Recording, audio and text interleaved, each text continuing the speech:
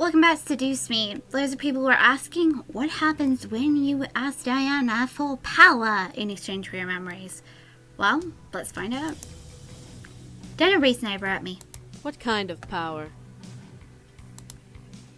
Anything. I just want to have it.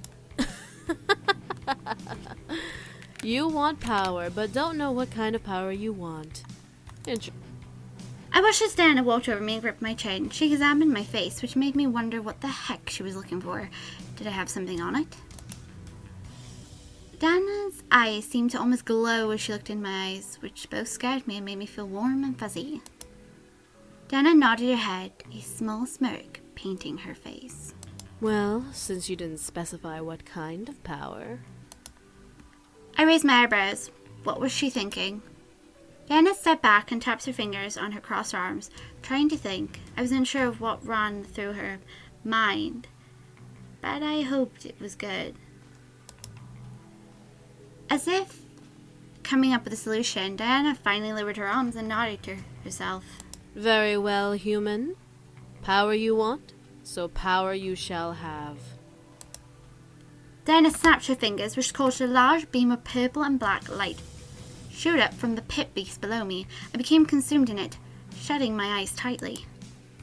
The world around me became dark, and I didn't want to open my eyes for any reason. I could feel myself fall. I couldn't even feel my own body. Darkness around my body, and I felt weightless in its embrace. What was this? Was this what I wanted? Where was I? Was I dead? I couldn't be. This couldn't be what death was. What was going to happen to me? Why was I in darkness? I didn't know what was happening, and I felt like screaming, but in a darkness like this, who would answer? Diana, where are you? I could hear my voice empty into the darkness without echo. I was in an abyss, left alone with no one to turn to. Was this freedom? Was this power? What was this? You're too chaotic for the world of humans, little girl. I'm going to give you something very valuable, so you best not squander the chance. I looked around, trying to find Diana. What was she talking about? You're about to be reborn. You will be reborn into a powerful creature. So powerful, the demon lord himself will learn fear. And I'm going to give you the power to defeat him. I felt my body quake in pain suddenly, forcing me to curl over my body and cry out, "Yeah!" My clothes burned off of me, and I watched in fright as my hands and feet began to darken into an inky and dangerous purple tint. The color traveled through my skin and made my body twitch in both pain and fear. I couldn't help but scream in agony at the pain rushing through me. It felt like my skin was burning away and being replaced by a new shell. It was a torturous mutation. I could feel marks burn themselves on my flesh, marking my body in purple tattoo gallery.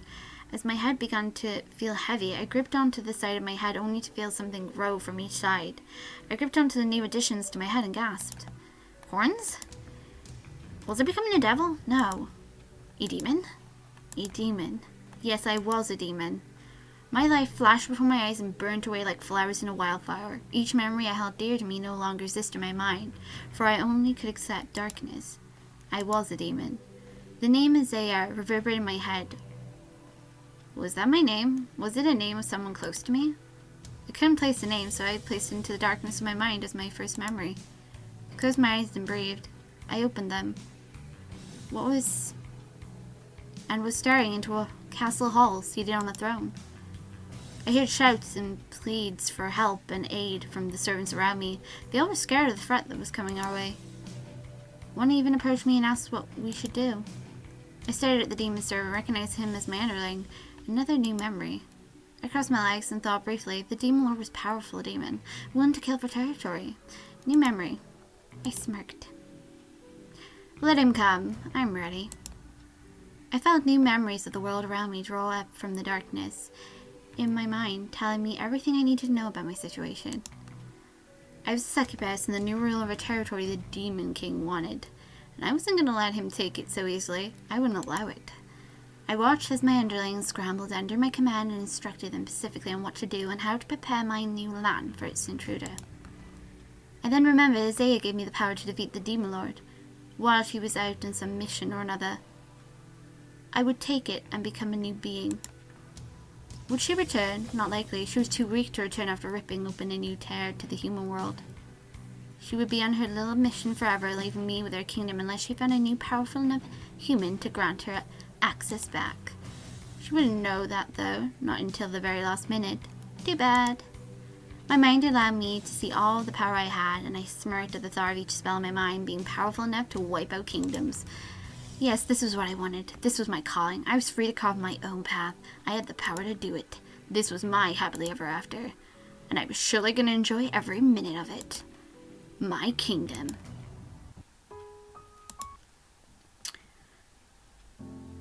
So in that, it was like a much darker ending for her, where she becomes a demon.